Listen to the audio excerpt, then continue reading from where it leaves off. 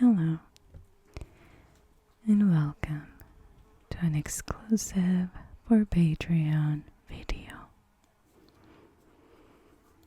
I have this one fly that's flying around me, and it's really pissing me off. So if you hear it in the background, trust me, I can too, and it's annoying me.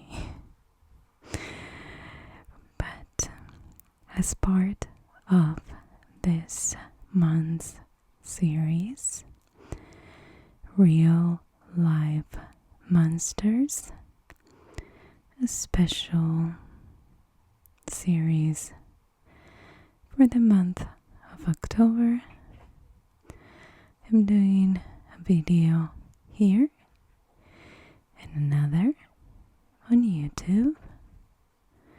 So if you missed the first monster, please check it out. It was uploaded yesterday, Saturday, October the 1st. But today we're gonna talk about monster number 2. And the story takes us back to 1904. It's funny how some people consider the early 1900s as the good old days, but it was full of things that really nobody sometimes want to look back to. So let's talk about Binion. Binion, I should say. I knew somebody with the last name Binion some time ago. Binion was born in the year 1904, and as a kid he would travel with his dad, who at the time was a horse trader. One of the most frequented places were county fairs, and he grew up in that lifestyle and didn't attend school. Sadly, Benny's father, his behavior rubbed off on Benny, and he started to gamble from a very young age. But not knowing how to read or write, he quickly learned the numbers so he could gamble. If you are wondering if back then this was legal, the answer is no.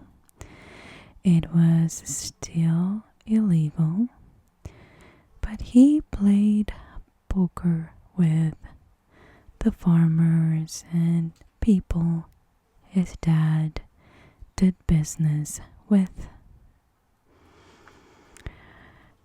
In the year 1920, the sale of alcohol in the United States was banned. It was the beginning the 13-year prohibition era. But Benny thought this was a great opportunity. At just 18 years old, he started his own distilling illegal moonshine brand.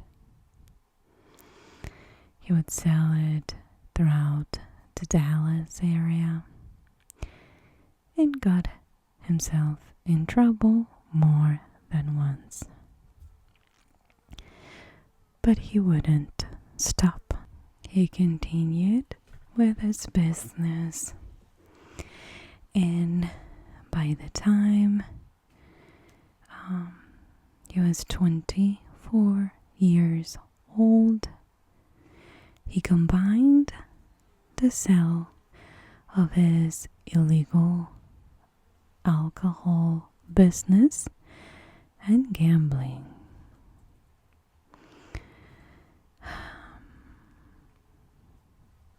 He ran a no-limit craps game in the back room of a downtown Dallas hotel. There, he catered to big spenders who had made their money with the Texas oil boom.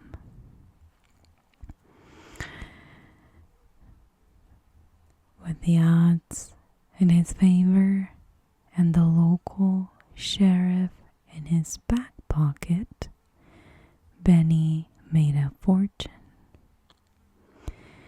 He was very unforgiving and had killed, at that point, 2 men that crossed him by the time he was 33. The first was a rum runner by the name Frank.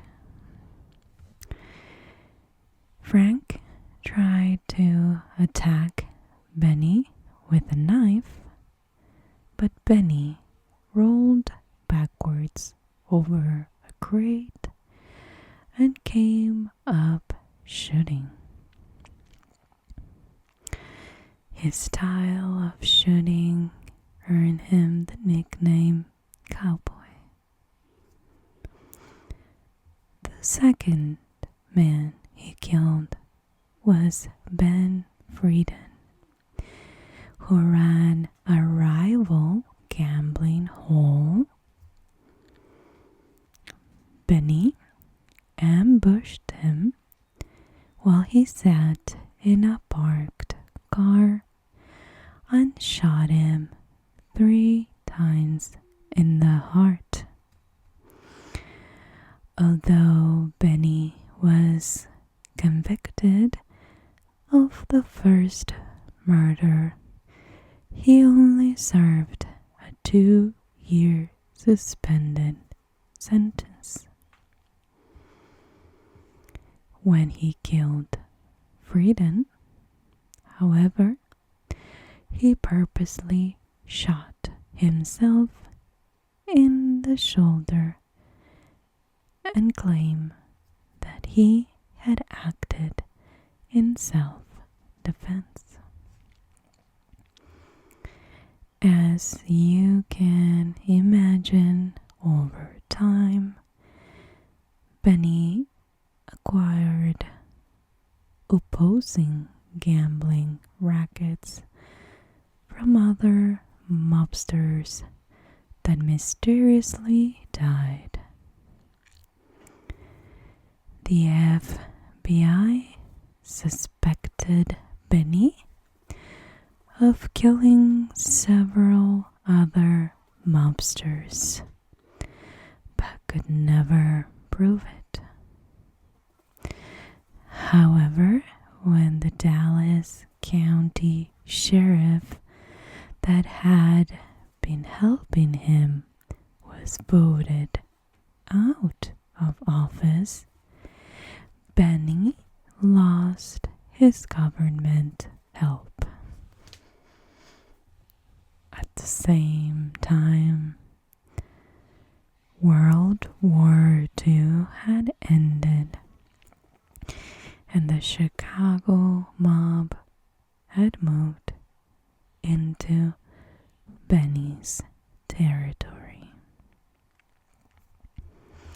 So Benny took his wife, 2 sons, and 3 daughters to Las Vegas to start his next empire. Fast forward to 1951, Benny Binion opened Binion's Horseshoe Casino on Fremont Street in Las Vegas, and changed the face of gambling. He installed carpeting on the casino floors instead of sawdust covered wood. This was the first casino to do that. He also offered high limits in his casino that attracted high rollers. His casino was the first to offer free drinks to players, $2 steaks, and even complimentary hotel rooms to high rollers. Benny had a big dream, and he redefined Las Vegas casinos. But a few years later, he was convicted of tax evasion and sold the majority of the casino. It took the family 11 years to regain control of the casino. But with his conviction, Benny was no longer allowed to hold a gambling license. So his 5 children took over the casino. His son, Ted Binion, took the role of the casino manager. Ted became the new face of the Horseshoe Casino for the next 30 years. Ted, like his dad, considered himself a cowboy. As a kid, he had spent his summers on the family's 85,000-acre ranch in the state of Montana. He worked hard with the ranch hands. Although a cowboy at heart, Ted was pretty eccentric, and he loved the lifestyle of Vegas. He would party with celebrity guests, showgirls, strippers, and even members of organized crime. He also do drugs. The Nevada Gaming Commission knew of Ted's drug use and his association with the organized crime. So they kept an eye on him. When they asked Ted to submit to drug testing, he was livid. He knew that the drugs would stay in his hair much longer than in his bloodstream. So, to avoid being tested by his hair, he shaved his entire body.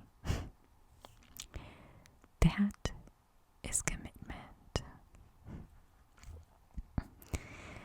Ted was arrested on drug trafficking charges that police were holding to some evidence to charge him with that.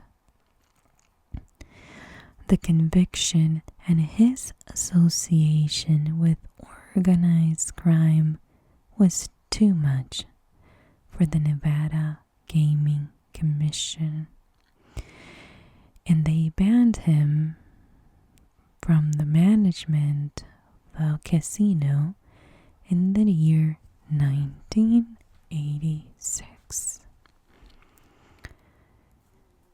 So he lost his job, and then his father, who died in the year 1989. So Ted got lost in the drug world. His drug of choice was heroin.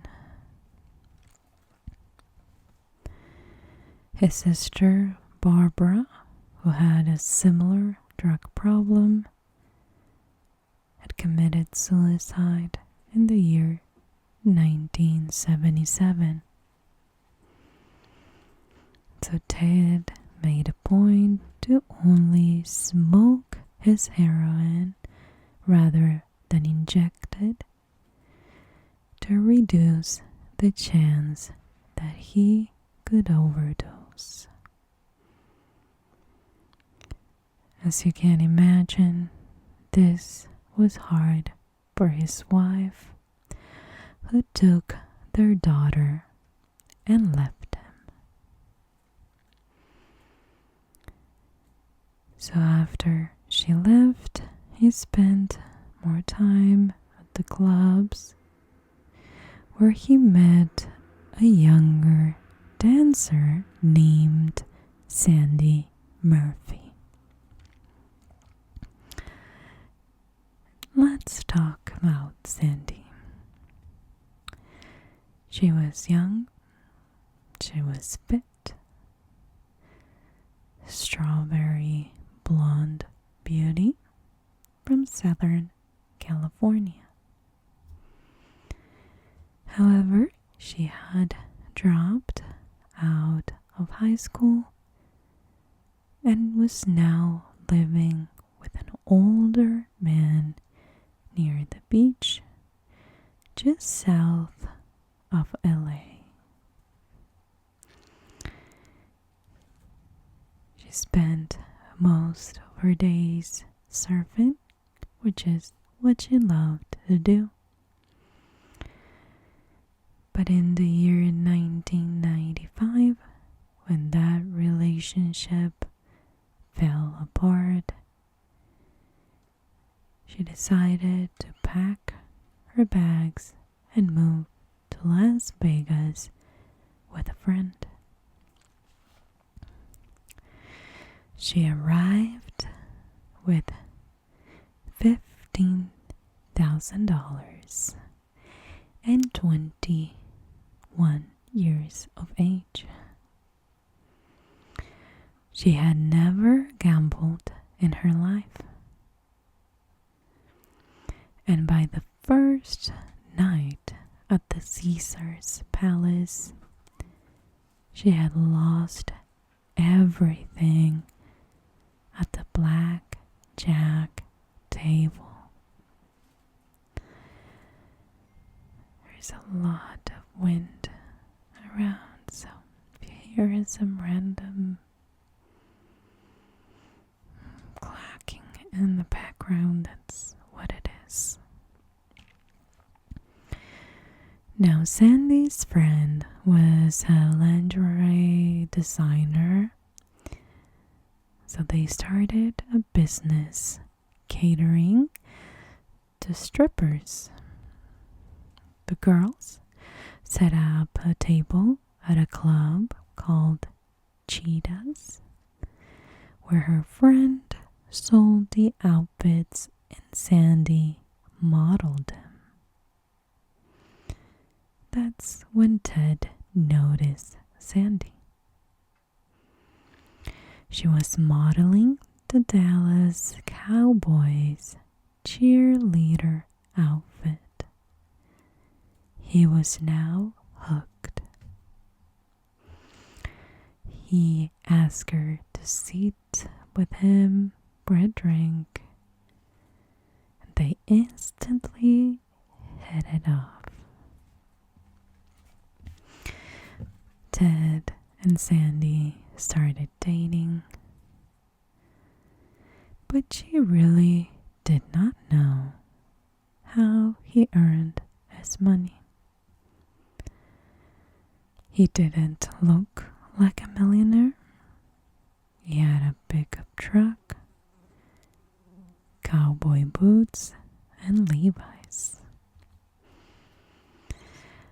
So when he took her to the Horseshoe and told her he owned it, she had her doubts. It really didn't help when he said he couldn't go inside his own casino. Sandy was less than half his age, but she and Ted eventually fell in love, and he moved her into his 8,500 square foot home. He bought her a Mercedes and gave her a credit card with a $10,000 limit. Their relationship, however, didn't sit well with the rest of the Binion family. Ted's eldest sister considered Sandy a gold digger.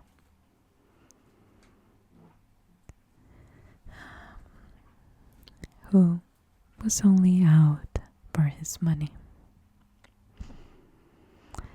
His new relationship, coupled with his inability to be a part of the family business, drove a further wedge between Ted and his family. He was still doing drugs that fueled his paranoia. He didn't trust his family. He didn't trust banks. And since he could no longer enter the casino, he needed to move his belongings from a floor to ceiling vault that he kept in the casino's basement. If you're wondering what he kept in this vault, it's massive, the silver collection he owned. But that needed to be relocated. He planned to do it to a small piece of land that he owned in the desert 60 miles west of Las Vegas. He had an underground concrete bunker built to house his valuables. The vault was impressive, built 12 feet below the surface of the desert floor. Inside, he stored 6 tons of silver, paper money, casino chips, and over 100,000 rare coins, including extremely rare Carson City silver dollars. Those alone were believed to be worth as much as 14 million. The construction of the bunker was extremely secretive. Only a few in Ted's immediate circle knew of its existence. He had commissioned this trucking company, MRT Transport, to build the huge bunker and secretly transport his collection from the Horseshoe to the new location. After the valuables were moved, only 2 people had the code to enter the underground vault: Ted Binion and the owner of MRT Transport, Rick Tabish. Funny story is that Ted had met Rick in a public bathroom. They started talking about Montana, where both had spent time in their childhood. And although Rick had previously been convicted of theft, he was handsome, a smooth talker, and they developed a friendship. Rick quickly became a big part of Ted's life. Ted hired Rick to do odd jobs that eventually led to the construction of the desert vault. By mid-1998, Ted's drug use had escalated and his relationship with Sandy was not working out. He became abusive. She often had bruises. This one time with a clump of hair missing. His paranoia was out of control. He continued to fuel himself with drugs and carried a gun with him everywhere he went. In early September, Ted got his next door neighbor, a medical doctor, to write him a prescription for Xanax. The following day, Ted picked it up at the nearby pharmacy. Then on September 16th, 1998, Ted bought 12 balloons of tar heroin from a dealer on the street of Las Vegas. Just before 4 p.m. the next day, Sandy Murphy walked into the home she shared with Ted to find him lifeless on a yoga mat in the middle of the living room. She found the empty bottle of Xanax next to him. She frantically called 911, but he was long gone. The medical examiner determined that he had overdosed on heroin and Xanax. When police arrived, Sandy was crying over the death of Ted. She was so hysterical that she had to be wheeled out of the house on a stretcher and taken to the hospital. But when she got to the hospital, the nurses noticed that she was kind of exaggerating.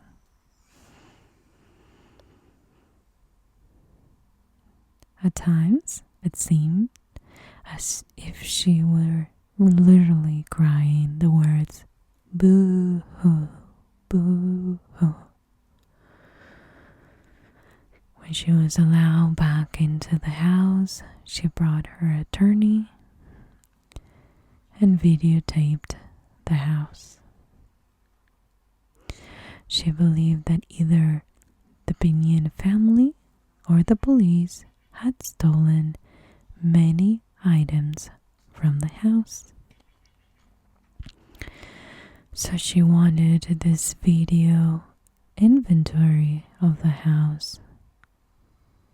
But this would later come back to bite her. The news of Ted's death was immediately on the TV. When Ted's lawyer heard the news, he contacted police. The lawyer said that Ted came to him just the day before his death and asked to have Sandy taken out of his will. He claimed that Ted no longer trusted her. Ted told his lawyer, quote, "Take Sandy out of the will. If she doesn't kill me tonight, if I am dead, you'll know what happened." Las Vegas Police Sergeant Steve Huggins also had a weird conversation with Ted just before his death. Ted called the sergeant and told him that if he died, he should go to a small piece of land that he owned in Pahrump, Nevada. He said that he had buried millions in silver. He wanted to make sure that it was given to his only daughter. So 2 days after Ted's death, police arrived at the vault at 2 a.m. to find Rick Tabish and 2 other men with a backhoe and a semi-trailer. They were digging up the vault. He said that Ted instructed him to do so. to make sure that it got to his daughter, Bonnie. Police didn't believe a word he said. He was arrested and charged with grand larceny. In an interesting twist, the next day, Sandy Murphy paid his bail. So now it was clear that Sandy and Rick had been having an affair. 5 months after Ted was buried, the Binion family didn't accept the coroner's report and pressed the police about the actual official cause of death. They insisted that they made a mistake and that Ted would never overdose or commit suicide. That he actually was terrified because of his sister's death. His family believed that he was murdered by Sandy Murphy and Rick Tabish. They had a lot of influence in Las Vegas, being casino owners. So this family hired Tom Dillard, a former homicide detective, to look into Ted's death. After his investigation, everything pointed towards murder. The coroner reclassified Ted's death as a homicide. 1 month later, the Las Vegas police arrested Sandy and Rick and charged them both with first-degree murder, conspiracy, robbery, grand larceny, and burglary. The Las Vegas district attorney hired a new medical examiner, Michael Baden. He was considered a celebrity among medical examiners, known for his high-profile work on the cases of O.J. Simpson and Phil Spector. His more recent work included the autopsies of Jeffrey Epstein and George Floyd. Michael, the new celebrity medical examiner, disagreed with the original medical examiner's report. He believed that the red marks on Ted's chest were indentations from the buttons of his shirt. So, his theory showed the possibility that someone had sat upon his chest, depleting his air supply. He also pointed out that more red marks around Ted's mouth showed that he could have been smothered with a hand or a pillow. He hypothesized that Ted was killed by a process called burking. Burking is when a victim is killed by someone sitting on the person's chest and simultaneously smothering them with a hand or a pillow. This is a technique usually used while the victim is intoxicated. It is known for leaving minimal evidence of a homicide. Burking, that process, borrows its name from William Burke, who used the method to kill women in the late 1700s with his partner William Hare.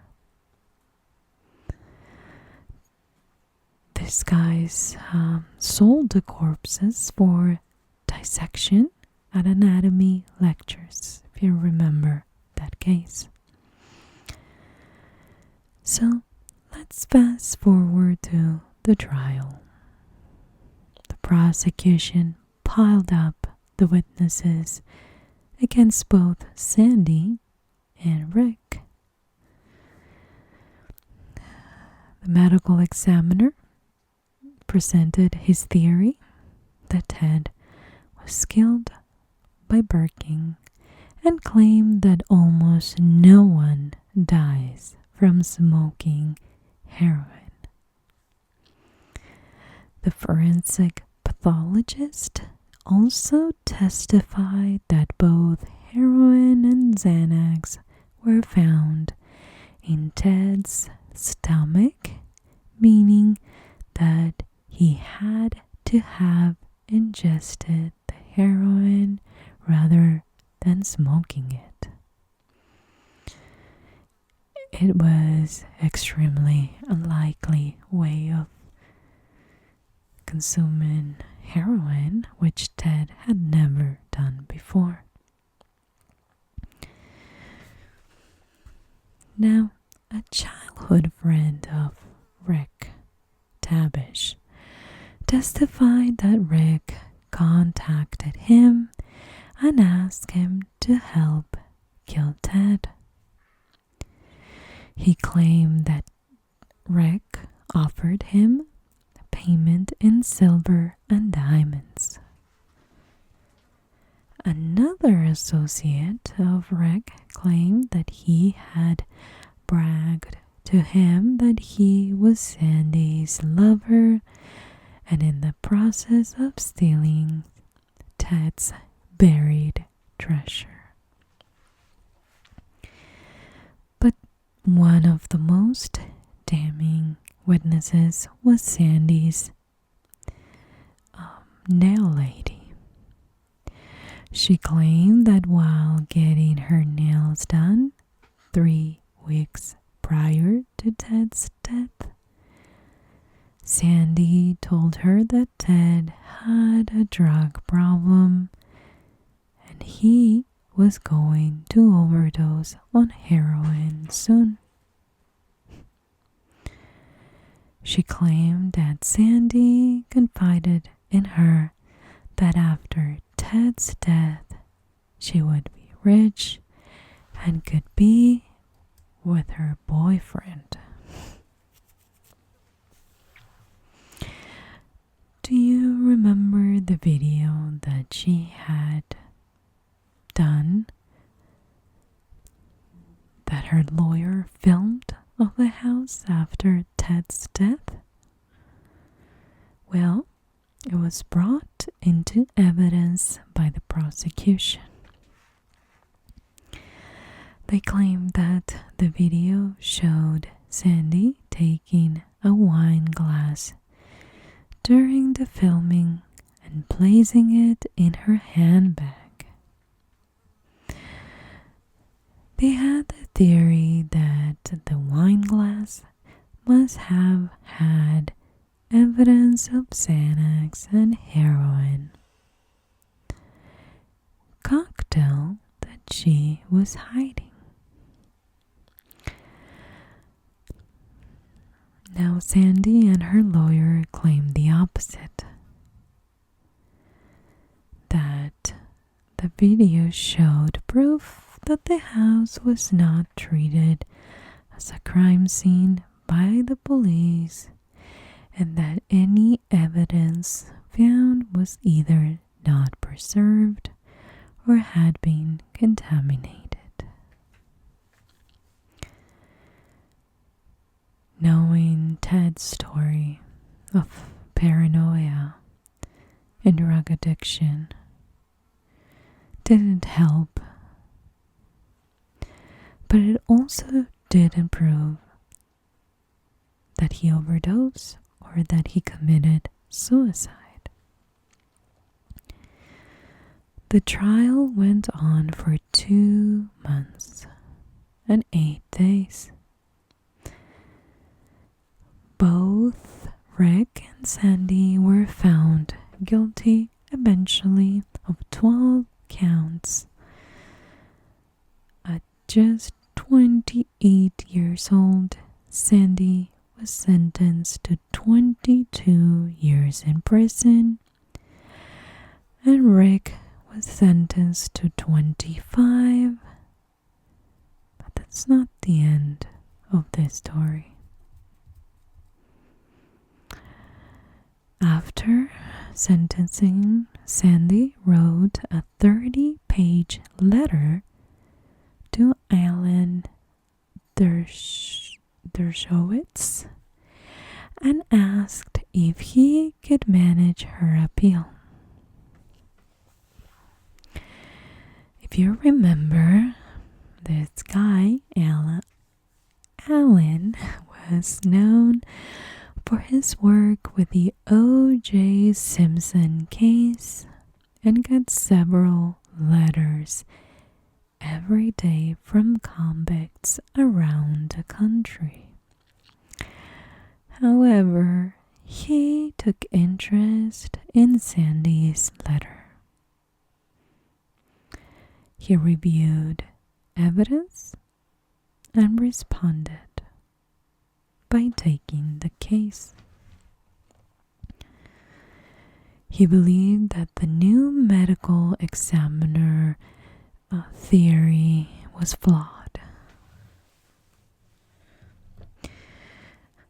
All of Sandy's legal bills were paid by this guy, Bill Fuller.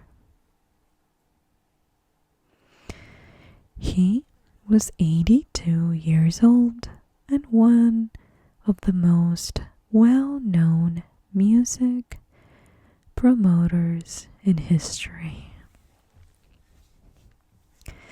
Throughout his career, he ran some of the most successful music venues in the world. He worked with Johnny Cash, Patsy Cline, U2, Oasis, and so on. In the 70s, this guy who was Irish moved to Nevada to prospect for gold. When he heard Sandy's story, he was intrigued.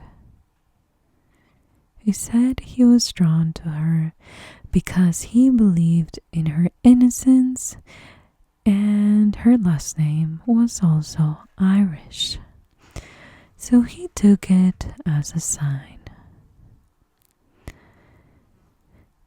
At this point, she had spent 4 years in Florence McClure Women's Correctional Center, reminiscing of her surfing days at Dana Point.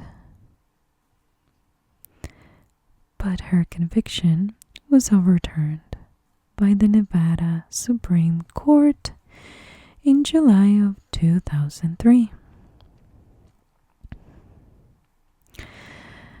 She and Rick had been convicted on 12 counts.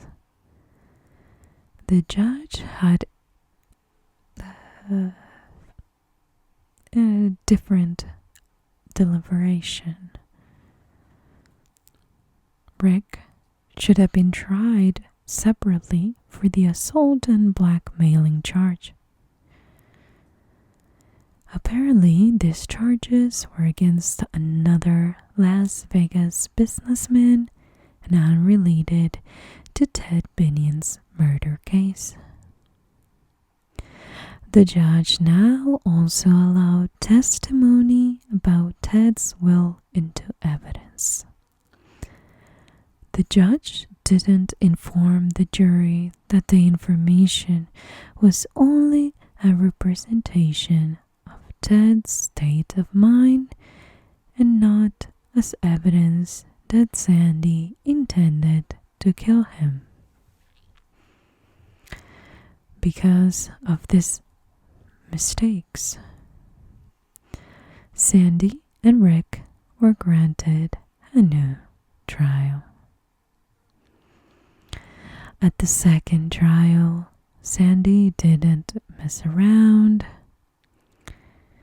so she and Rick hired this civil rights attorney, Tony Serra,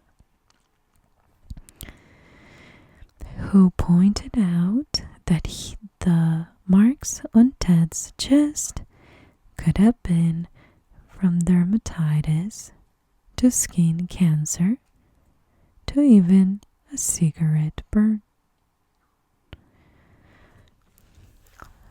This new medical examiner hadn't even examined Ted's body, only had a theory based on photos from the original autopsy.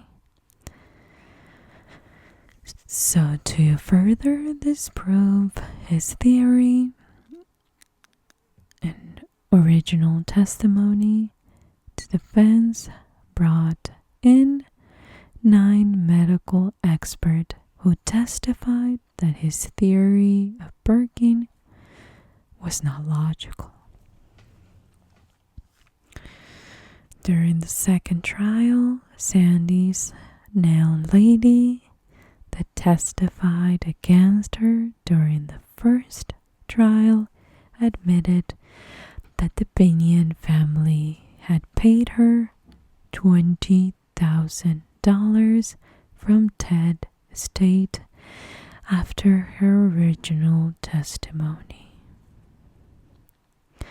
Rick's childhood friend who testified in the first trial returned as well, and he claimed that Rick was only kidding when he offered to pay him to kill Ted. Both Rick and Sandy were now found not guilty of first-degree murder charges. Burglary charges, Glenn larceny, however, both were found guilty.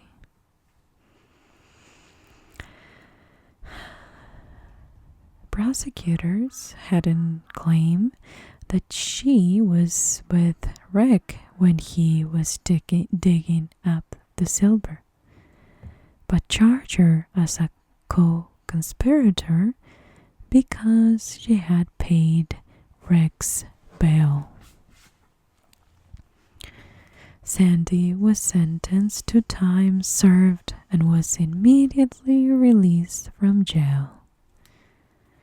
Rick was also convicted of an additional charge of use of a deadly weapon and returned to prison.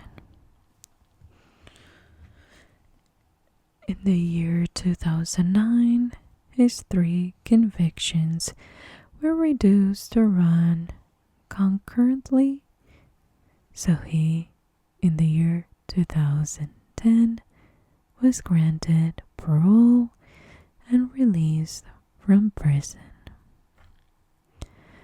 He moved to Butte, Montana, where he founded a startup providing services to the oil industry. Years later, he founded and now manages 100 million Bitcoin mining operation. After that, he managed to stay out of trouble with only a DUI conviction. In early 2020, his cryptocurrency business was temporarily shut down after a colleague of his was indicting for running a 722 million Ponzi scheme. Sandy moved back to California, where she works as an artist and manages an art gallery with her husband in no other place but Laguna Beach. She has 2 children and goes by her married name, Sandy Pierpen.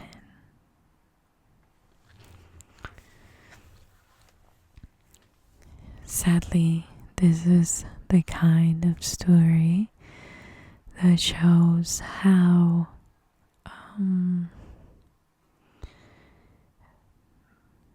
making mistakes, not following the law to the T,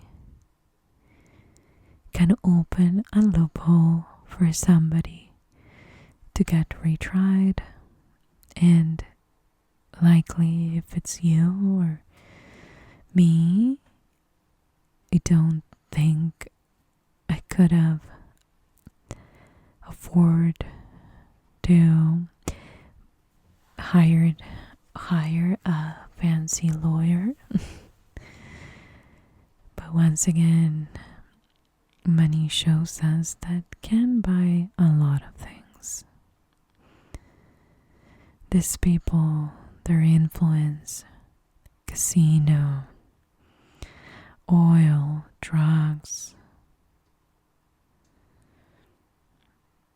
no matter how much money you can have, it can still manage to ruin an entire family.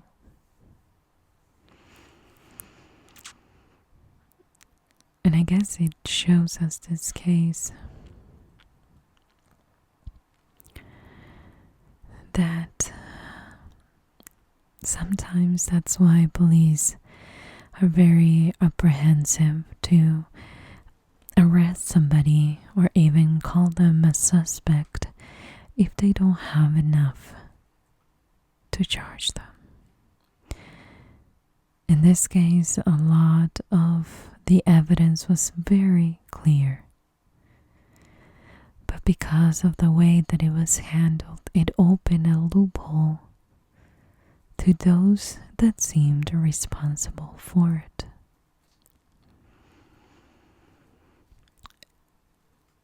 Is there justice out there for people that are the victims of crime? I guess the monster right now in this case is the monster of power. It seems like the more you have it, the more you're able to get away with a lot of stuff that not everyone would be able to get away with. So the monster of money buys freedom, buys loopholes, and second chances. These people are now considered innocent, so that's why I really wanted to share this case in a more intimate setting here on Patreon. Because despite of what happened to Ted, in a court of law. They won, and the monster of power prevailed. Thank you for being here today, guys. I truly appreciate your support. And I'll talk to you guys tomorrow with monster number 3 on YouTube. Good night.